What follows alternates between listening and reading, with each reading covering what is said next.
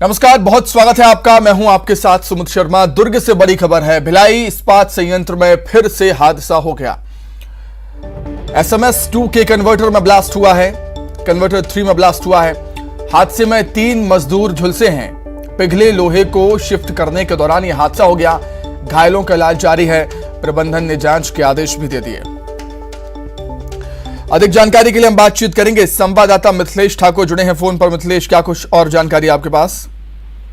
देखिए सुमित, यही कहना चाहेंगे कि बार बार भिलाई इस्पात संयंत्र में इस तरह के हादसे आ रहे हैं। कहीं मशीनरी की कमजोरी है तो कहीं न कहीं लापरवाही सामने आ रही है। कुछ ऐसा ही एक और कांड हो गया है भिलाई इस्पात संयंत्र में। सप्ताह में दूसरी बार हुआ है जब SMS-2 के कन्वर्टर 3 में लोहे का गर्म छींटा पड़ने से 3 मजदूर घायल हो गए हैं, जिसमें एक नियमित कर्मचारी और 2 ठेका श्रमिक शामिल हैं। तीनों का इलाज जो है वो भिलाई के मेन हॉस्पिटल में चल रहा है, जहां पर स्थिति खतरे से बाहर बताई जा रही है। लेकिन फिर भी इस तरह के लगातार हादसे हो रहे हैं जो चिंता का विषय जरूर बने हुए। भिलाई इस्पात संयंत्र में लगातार 2018 के बाद से देखा गया है कि लगातार हादसे पे हादसे हो रहे हैं। 2 दिन पूर्व की यदि बात किया जाए तो 2 दिन पूर्व भी ब्लास्ट फर्नेस 7 में एक हादसा हुआ था, जिसमें एक ठेका श्रमिक की मौत हो गई थी और एक गंभीर रूप से घायल हो गया था। सप्ताह के भीतर में ही ये दूसरी बड़ी घटना है जब इस तरह की वारदात घटना हुई है। प्रबंधन ने जांच के आदेश जरूर दिए हैं, लेकिन इसमें कहीं न कहीं लापरवाही जरूर है, तभी इस तरह की घटना हुई है।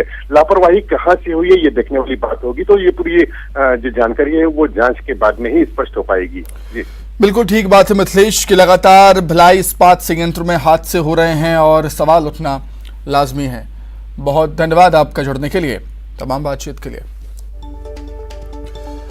रायपुर का रुख कर लेते हैं, जहां पर अनियमित कर्मचारियों की चेतावनी रैली आज होनी है। अनियमित कर्मचारी आज हुंकार भरेंगे प्रशासन के खिलाफ, सरकार के खिलाफ। नियमितीकरण की मांग को लेकर धरना प्रदर्शन भी होगा।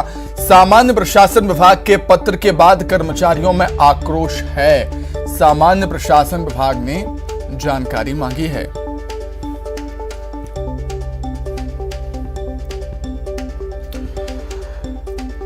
तो राजधानी रायपुर में आज अनियमित कर्मचारियों की चेतावनी रैली होगी और अनियमित कर्मचारी आज हुंकार भरेंगे। नियमितीकरण की उनकी मांग है। अधिक जानकारी के लिए सीधे राजधानी रायपुर का रुख कर लेते हैं, जहां पर सहयोगी युगल मौजूद हैं। युगल, क्या कुछ जानकारी, किन किन मांगों को लेकर जो कर्मचारी हैं वो आज हुंकार भरने वाले हैं? जी सुमित, देखिए अनियमित कर्मचारी है आज जो है चेतावनी रैली करेंगे और जिस तरह से उन्होंने साफ कह दिया है कि इस रैली के बाद कोई रैली धरना प्रदर्शन नहीं होगा। वो सीधी लड़ाई है, सरकार के खिलाफ लड़ेंगे और जिन्होंने उन्हें वादा किया था नियमितीकरण का, उनके खिलाफ ये वादा खिलाफी का आरोप लगाते हुए आंदोलन करेंगे। आज बड़ा प्रदर्शन होगा क्योंकि पूरे प्रदेश भर के 44 विभाग में ये अनियमित कर्मचारी हैं, वो पदस्थ हैं। तो आज चेतावनी रैली निकालेंगे और सबसे बड़ी जो नाराजगी है अनियमित कर्मचारियों की वो ये है कि सामान्य प्रशासन विभाग ने एक पत्र जारी करके इनकी संख्या की मांग की है। अन्य विभागों से जानकारी मांगा है और इनके कितने अनियमित कर्मचारी हैं इनकी संख्या की बात पत्र में उल्लेखित किया गया है। अब कर्मचारी संघ इस बात को लेकर के नाराज हैं, वर्षों से आंदोलन कर रहे हैं, नियमितीकरण की मांग कर रहे हैं। बावजूद इसके प्रशासन के पास आंकड़े नहीं है। ये चौंकाने वाली बात है। नाराजगी देखी जा रही है कर्मचारियों की, क्योंकि उनका कहना है कि हर विभाग में जो अनियमित कर्मचारी है उनकी सूची हर विभाग को रहता है।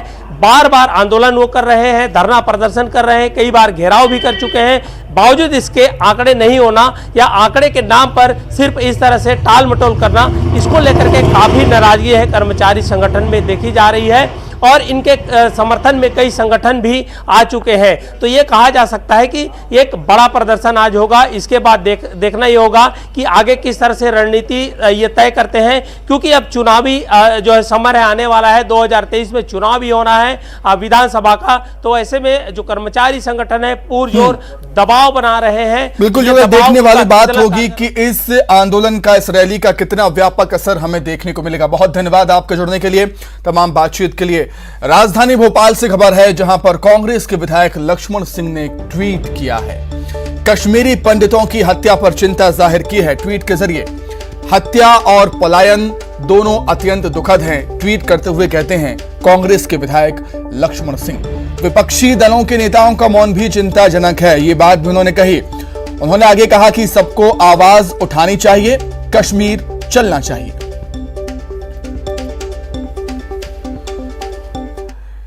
क्या कुछ मायने हैं लक्ष्मण सिंह के ट्वीट के, वो हम समझने के लिए सीधे राजधानी भोपाल का रुख कर लेते हैं। मनोज राठौर जुड़ गए हैं लाइव। मनोज, कांग्रेस के विधायक लक्ष्मण सिंह ऐसे नेता हैं जो अपनी बात मुखर होकर रखते हैं, चाहे वो पार्टी लाइन के खिलाफ ही क्यों ना हो। बड़ी बात कह दी है, विपक्षी दलों का मौन चिंताजनक है कश्मीरी पंडितों को लेकर। मनोज।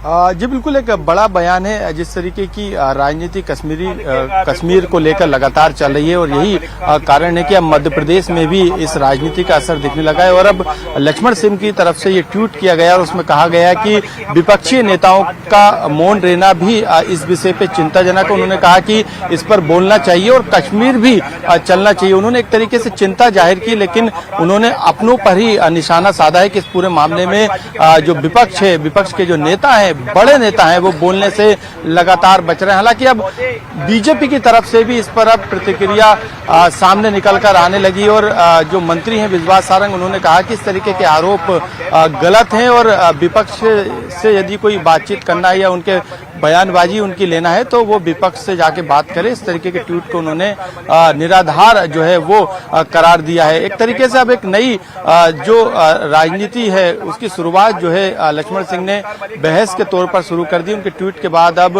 बीजेपी की तरफ से भी रिएक्शन आने लगे, लेकिन उन्होंने विपक्षी दलों पर सवाल खड़े किए। हालांकि ये पहली बार नहीं है, इससे पहले भी वो कई बार जो है अपने ही दल के खिलाफ जो है इस तरीके के ट्वीट, इस तरीके के बयान दे चुके हैं। लेकिन क्योंकि कश्मीर में पंडितों की हत्या और वहां पर उनके पलायन का मुद्दा देशव्यापी है, यही कारण है कि उसको लेकर हर स्टेट में सियासत लगातार चल रही है। और इस बीच में यदि मध्य प्रदेश से कांग्रेस एमएलए और पूर्व मुख्यमंत्री दिग्विजय सिंह के भाई लक्ष्मण सिंह यदि इस तरीके का ट्वीट करते हैं तो उस पर सियासत होना जरूरी है। और यही कारण है कि अब बीजेपी की तरफ से भी क्या कुछ कहना है वो भी हम जानेंगे। बीजेपी नेता रजनीश अग्रवाल जुड़ गए हैं फोन लाइन पर। रजनीश जी, बहुत स्वागत करता हूं आपका न्यूज 18 मध्य प्रदेश छत्तीसगढ़ में। किस तरीके से देखते हैं आप लक्ष्मण सिंह के इस बयान को? उनका कहना है कि 370 के हटने के बाद भी कश्मीर में हिंदुओं की हत्या, पलायन दोनों अत्यंत दुखद हैं, लेकिन कहीं ना कहीं विपक्षी दलों पर भी सवाल उठा देते हैं वो। रजनीश जी, देखिए, विपक्षी दलों पर तो सवाल जो उठा रहे हैं वो जाने कि विपक्षी दल जिस प्रकार की प्रवृत्ति रही है वो सबसे छिपी हुई नहीं है। सब उनकी असलियत जानते हैं उन दलों की जो दल तुष्टीकरण की राजनीति के कारण कश्मीर को देखने का काम करते हैं। धारा 370 हटने के बाद में तेजी के साथ में आतंकवाद में कमी आई है। जो लोकल बॉडीज के चुनाव थे वो चुनाव निर्विघ्न रूप से संपन्न हुए हैं। इसीलिए कुछ संगठन जो देश के भीतर हों या कुछ नेता वो फ्रस्ट्रेशन में हैं और इस फ्रस्ट्रेशन के कारण तमाम प्रकार की कुछ जो हरकतें हैं वो दिखाई पड़ती हैं, पर इनके ये मंसूबे सफल होने वाले नहीं हैं। तत्परता के साथ में सुरक्षा बल भी अपनी भूमिका का निर्वहन कर रहे हैं। आपको पता होगा कि जिस प्रकार की आतंकी घटनाएं घटा करती थी उसमें 250 गुना से ज्यादा की कमी आई है और ये आंकड़े बताते हैं, सच्चाई बताती है। लेकिन पाकिस्तान हो या पाकिस्तान को तमाम प्रकार से साथ देने वाले उनके समर्थक देश की सीमाओं के भीतर भी हों तो वो सबके सामने उजागर पहले भी हो चुके हैं। लेकिन केंद्र सरकार अपनी दृढ़ इच्छा शक्ति के साथ में आगे बढ़ने का काम कर रही है। दुर्भाग्यजनक है जिस प्रकार से कुछ घटनाएं सामने आई हैं, ये घटनाओं को रोकने के लिए भी भरसक प्रयास हो रहे हैं। आज एक उच्च स्तरीय सुरक्षा के संबंध में केंद्र सरकार मीटिंग भी कर रही है और मुझे लगता है कि पूरा देश की भावनाएं एक होकर आगे बढ़ रही हैं। कश्मीरों पंडितों की जिस प्रकार से कत्लेआम हुए उसको जस्टिफाई करने का काम जो लोग करा करते थे, आज उनकी चुप्पी पर उन्हीं के नेता सवाल उठा रहे हैं। तो वो ठीक है रजनीश जी, मैं लौटूंगा आपके पास। आपके सियासी मित्र अजय सिंह यादव जी भी जुड़ गए हैं कांग्रेस से। अजय जी, आपका भी बहुत स्वागत करता हूं न्यूज 18 मध्य प्रदेश छत्तीसगढ़ में। क्या कहेंगे, किस तरीके से देखते हैं आप? क्या आप भी लक्ष्मण सिंह के बयान से इत्तेफाक रखते हैं? क्या आप भी उनके बयान का समर्थन करेंगे, उस बयान का जिसमें वो कहते हैं कि विपक्षी दलों के नेताओं का मौन चिंताजनक है कश्मीरी पंडितों की हत्या पर?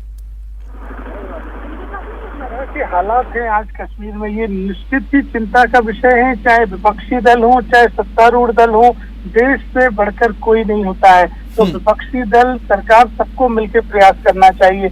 लेकिन इस मामले में इस दुखद एंगल को नहीं भूला जा सकता है कि जो धारा 370 और अन्य मुद्दों का श्रेय लेने के लिए निकल पड़ते हैं, वो इस तरह की हत्याओं की जिम्मेदारी लेने से पीछे कैसे हट जाते हैं। आज कश्मीर में जो हो रहा है, जिस तरह की सुरक्षा के अभाव में लगातार हत्याएं हो रही हैं और लगातार वीडियो फुटेज आ रहे हैं कि लोग पलायन कर रहे हैं, जम्मू की तरफ भाग रहे हैं, तो इसकी जिम्मेदारी किसकी है? आपने कहा था 370 हटाते ही हालात सामान्य हो जाएंगे, और हालात बद से बदतर होते जा रहे हैं, जो स्पष्ट दिखाई दे रहे हैं। तो सरकार अपनी जवाबदारी से नहीं बच सकती है। सरकार कहे विपक्ष की क्या आवश्यकता है, हम तो विपक्षी दल एक बात तो ये भी है ना कि हालात काफी सालों से कई सालों से खराब हैं। अब इतनी जल्दी हालात सामान्य थोड़ी होंगे ना सर, उसमें थोड़ा सा समय तो लगेगा ना। बहुत धन्यवाद आपका अजय जी, और रजनीश जी आपका भी बहुत शुक्रिया जुड़ने के लिए, तमाम बातचीत के लिए आप दोनों का बहुत धन्यवाद।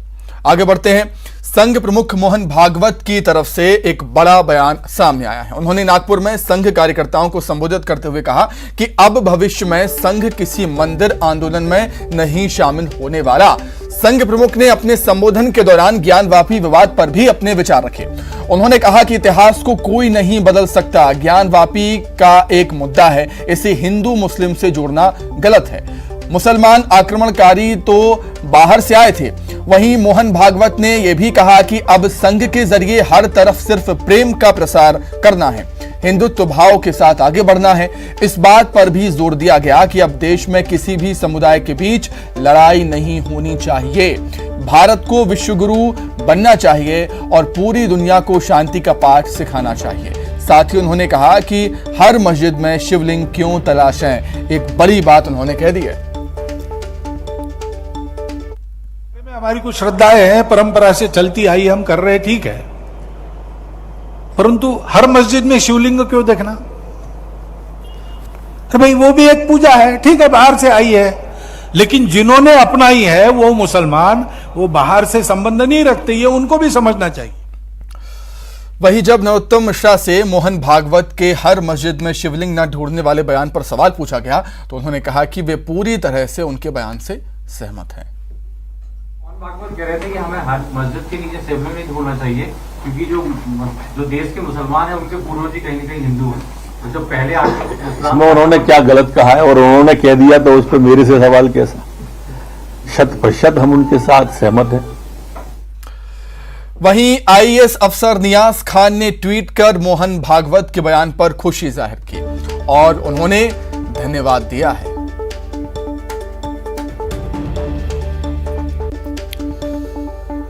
तो बिल्कुल संघ प्रमुख मोहन भागवत की तरफ से एक बड़ा बयान आया। नागपुर में संघ कार्यकर्ताओं को संबोधित कर रहे थे और उन्होंने ज्ञानवापी विवाद पर भी अपना बयान दिया, लेकिन एक बड़ी बात ये कह दी कि हर मस्जिद में शिवलिंग क्यों तलाशें, और ये बात भी कही है कि अब संघ के जरिए हर तरफ सिर्फ प्रेम का प्रसार करना है और हिंदुत्व भाव के साथ आगे बढ़ना है। इस बात पर भी जोर दिया गया है कि अब देश में किसी भी समुदाय के बीच लड़ाई नहीं होनी चाहिए। अधिक जानकारी के लिए संवाददाता मनोज राठौर जुड़े हैं फोन पर। मनोज, संघ प्रमुख मोहन भागवत का ऐसा बयान है कि हर कोई इसका समर्थन करेगा और एक बार फिर से उन्होंने अपने बयान के जरिए देश में सौहार्द बनाने की अपील की है और कहीं ना कहीं संकेत भी दे दिए हैं कि संघ इसी तरह सोचता है। जी बिल्कुल, उनके बयान को लेके मध्य प्रदेश में भी अब रिएक्शन सामने आने लगे। बीजेपी की तरफ से भी लगातार उनके बयान पर जो है सहमति जाहिर कई बड़े नेताओं ने की। नरोत्तम मिश्रा ने उनके बयान को लेकर कहा है कि मोहन भागवत के बयान के सवाल पर उन्होंने आगे कहा कि हम उनके बयान से मैं पूरी तरीके से सहमत हूँ। यानी उनके बयान का अब सभी नेता बीजेपी के समर्थन करते हुए नजर आ रहे हैं, क्योंकि जिस तरीके से उन्होंने बयान दिया और जो देश में इस समय जो हालात बने हैं, जो स्थिति बनी है, खास तौर से धार्मिक स्थलों को लेकर, उस पर ये काफी बड़ा बयान है। ऐसे में रिएक्शन जो है मध्य प्रदेश से भी सामने निकल कर आया है। मध्य प्रदेश की राजनीति में भी इसका अब समर्थन खास तौर से सत्ता पक्ष के द्वारा किया जा रहा है। सहमति जताई जा रही है और कहा जा रहा है कि बयान बिल्कुल ठीक है, इस तरीके की स्थिति निर्मित नहीं होना चाहिए, शांतिपूर्ण वातावरण हमेशा रहना चाहिए हर स्टेट का, और मध्य प्रदेश में भी इसी तरीके की कोशिश मध्य प्रदेश सरकार की है। इस तरीके के दावा जो है अब तमाम नेताओं के द्वारा बीजेपी के खास तौर से किया जा रहा है। ठीक है मनोज, बहुत धन्यवाद आपका जुड़ने के लिए, तमाम बातचीत के लिए। गृहमंत्री डॉक्टर अमित शाह ने मोहन भागवत के बयान पर कहा कि हम उनके बयान से सहमत हैं। वहीं कमलनाथ के हरियाणा के विधायकों की जिम्मेदारी पर कहा कि कमलनाथ को जिम्मेदारी दी गई है, ये उनकी पार्टी का मामला है।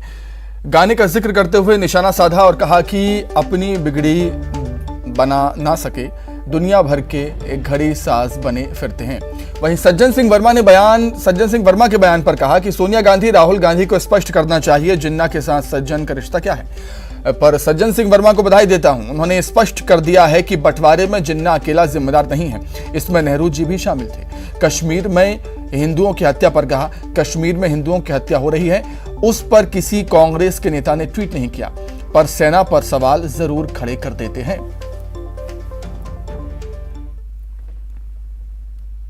सर, कल मोहन भागवत कह रहे थे कि हमें हर मस्जिद के नीचे सेफली नहीं ढूंढना चाहिए, क्योंकि जो देश के मुसलमान हैं उनके पूर्वज ही कहीं न कहीं हिंदू हैं। तो जो पहले इसमें उन्होंने क्या गलत कहा है और उन्होंने कह दिया तो उस पर मेरे से सवाल कैसा? 100% हम उनके साथ सहमत हैं। कमलनाथ जी को जिम्मेदारी दी है, मैं उसमें क्या कह सकता हूं, उनकी पार्टी का मामला है। पर एक शायरी मुझे किसी और संदर्भ में याद आ रही है कि अपनी बिगड़ी बना ना सके हम और जमाने भर के घड़ी साज हैं हम। अब इसके बारे में सोनिया गांधी जी को, राहुल गांधी जी को, कमलनाथ जी को स्पष्ट करना चाहिए कि ये कांग्रेस का जिन्ना के साथ सज्जन रिश्ता क्या है। उनको थोड़ा सा स्पष्ट कर देना चाहिए। और एक बात मैं सज्जन भाई को धन्यवाद तो दूंगा कि उन्होंने जो स्पष्ट कर दिया कि विभाजन में अकेले जिन्ना नहीं, नेहरू जी भी जिम्मेदार थे। जम्मू कश्मीर में लोगों की हत्या पर सीएम भूपेश बघेल ने केंद्र सरकार पर जमकर निशाना साधा। उन्होंने कहा कि धारा 370 का ढिंढोरा पीट रहे थे, 370 हट गया, जम्मू कश्मीर को 3 टुकड़ों में बांट दिया। आज कश्मीरी पंडितों और हिंदू मारे जा रहे हैं, इसके लिए कौन जिम्मेदार है, सवाल पूछा उन्होंने कहा कि केंद्र सरकार कश्मीर में लोगों को सुरक्षा नहीं दे पा रही, कश्मीर में हिंदू मारे जा रहे हैं और बीजेपी मौन है। ये 370 का ढिंढोरा खूब पीट रहे थे, 370 भी हट गया। जम्मू कश्मीर को 3 टुकड़े में बांट डाले, चुनी हुई सरकार को हटा के राष्ट्रपति शासन लगाए और वहां राज्यपाल बैठे हुए हैं। आज कश्मीरी पंडित मारे जा रहे हैं, हिंदू मारे जा रहे हैं, तो इसके लिए जिम्मेदार फिर कौन है? इसकी जिम्मेदारी कौन लेगा?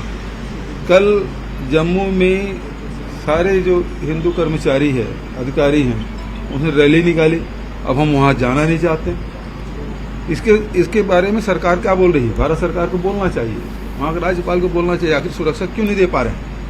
अपने अधिकारी कर्मचारियों को सुरक्षा नहीं दे रहे हैं तो आम जनता कैसे देंगे? वह हिंदू मारे जा रहे हैं, कश्मीरी पंडित मारे जा रहे हैं। वो तो कह रहे थे कि ये जो 370 है और ये सब हटा देने से, 3 राज्यों में बांट देने से, विशेष जो उनको दर्जा मिला हुआ था वो सब समाप्त करने के बाद से सब ठीक हो जाएगा। सब कुछ हट गया, फिर अब स्थिति सामान्य क्यों नहीं? जब इनको कश्मीर फाइल देखने की फुर्सत थी और आज जब हिंदू मारे जा रहे हैं तो फिर मौन क्यों है भारतीय जनता पार्टी, आरएसएस के लोग? तो महत्वपूर्ण बात तो यही है कि इनकी जो रणनीति है वो पूरी तरह से फेल हुई है। ये इनकी जो सोच है वो सही नहीं था।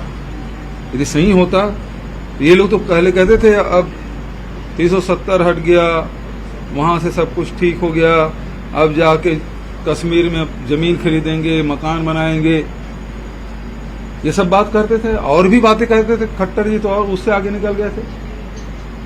लेकिन अभी स्थिति क्या है? अभी स्थिति जस के तस। वहीं जबलपुर में 10,000 की रिश्वत लेते शेहपुरा तहसील का पटवारी गिरफ्तार हुआ है। आरोपी पटवारी सुनील ठाकुर किसान से खेत की सीमांकन करने के एवज में रिश्वत मांग रहा था। पटवारी की डिमांड पर किसान ने मामले की जानकारी लोकायुक्त की टीम को दी, जिसके बाद लोकायुक्त ने किसान से पैसे लेते पटवारी को रंगे हाथों गिरफ्तार कर लिया।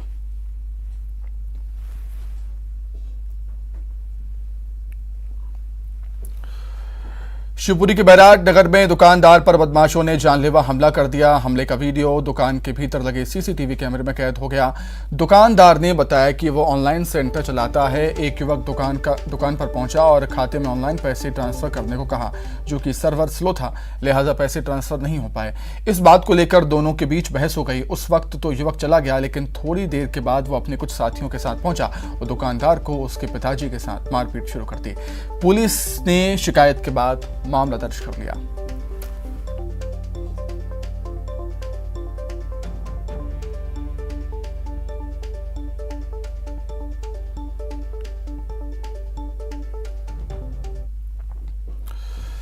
जबलपुर में पौधारोपण के बाद सीएम शिवराज ने कहा कि वे एक्टर अक्षय कुमार के फैन हैं और अक्षय कुमार की फिल्में लोगों को प्रेरित करती हैं। ऐसे में सम्राट पृथ्वीराज सिंह चौहान को एमपी में टैक्स फ्री किया गया है। वहीं जेपी नड्डा के दौरे पर बोलते हुए उन्होंने कहा कि बीजेपी के राष्ट्रीय अध्यक्ष जेपी नड्डा के दौरे से कार्यकर्ताओं में भारी उत्साह है। अक्षय कुमार जी बहुत उद्देश्यपूर्ण फिल्में बनाते हैं, मैं उनका प्रशंसक हूँ।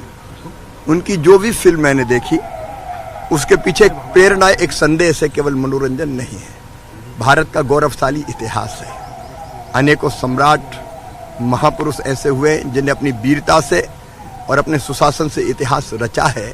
हम सबको सम्राट पृथ्वीराज जी की वीरता पर, उनके शौर्य पर, उनकी कर्तव्य निष्ठा पर, उनके साहस पर गर्व है और आने वाली पीढ़ियों तक ये बात ठीक से पहुंचनी चाहिए। और इसलिए सम्राट पृथ्वीराज फिल्म बनाने के लिए मैं अक्षय कुमार जी को धन्यवाद देता हूं। हमने टैक्स फ्री किया है फिल्म को। हमारे राष्ट्रीय अध्यक्ष नड्डा जी के आने से पूरे मध्य प्रदेश में पार्टी के कार्यकर्ताओं में अपूर्व उत्साह का संचार हुआ है और हमारे राष्ट्रीय अध्यक्ष ही हो सकते हैं जिन्होंने एक तरफ कार्यकर्ता सम्मेलन को भोपाल में संबोधित किया, दूसरी तरफ युवा मोर्चे से यूथ को कनेक्ट भी किया, लेकिन केवल बड़े बड़े कार्यक्रम नहीं किए। एक बूथ की बैठक कोई कल्पना कर सकता है कि दूसरी पार्टी का राष्ट्रीय अध्यक्ष कोई कर सकता है? बूथ की बैठक करना और घंटा डेढ़ घंटा तक एक एक बारी के बाद बूथ की कार्यकर्ताओं को समझाना, ये भारतीय जनता पार्टी के अध्यक्ष ही कर सकते हैं, केवल बूथ की बैठक नहीं की। खबर राजस्थान के झालावाड़ से, जहां भोपाल के नामी बदमाश मुख्तार मलिक की मौत की खबर सूत्रों के हवाले से मिली है। झालावाड़ के ग्रामीणों के मुताबिक आज सुबह मुख्तार मलिक घायल अवस्था में पड़ा हुआ मिला था। आपको बता दें कि कुछ दिनों पहले ही भोपाल के कोईफिजा इलाके में प्रॉपर्टी विवाद में मुख्तार मलिक पर गोलियां चलाने का आरोप था। मुख्तार कई मामलों में वांटेड अपराधी है और लंबे समय से फरार चल रहा है। 3 दिन पहले भी राजस्थान के झालावाड़ में मछली ठेके को लेकर मुख्तार मलिक का विवाद हुआ था।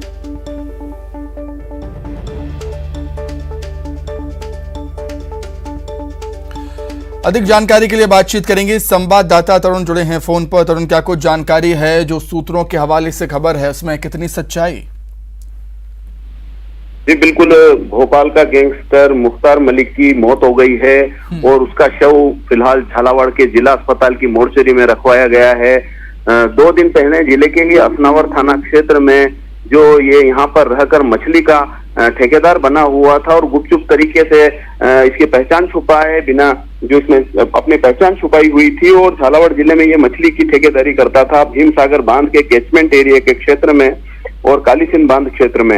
यहीं पर इसकी 2 दिन पहले मछली की ठेकेदारी के विवाद में ही एक दूसरे गुट से जोरदार झड़प हुई थी, जिसमें पथराव हुआ था, फायरिंग भी हुई थी और उसके बाद से ये अपने एक अन्य साथी जो भोपाल का ही विक्की है उसके साथ ये लापता चल रहा था। एक अन्य युवक की झड़प में मौत भी हुई थी और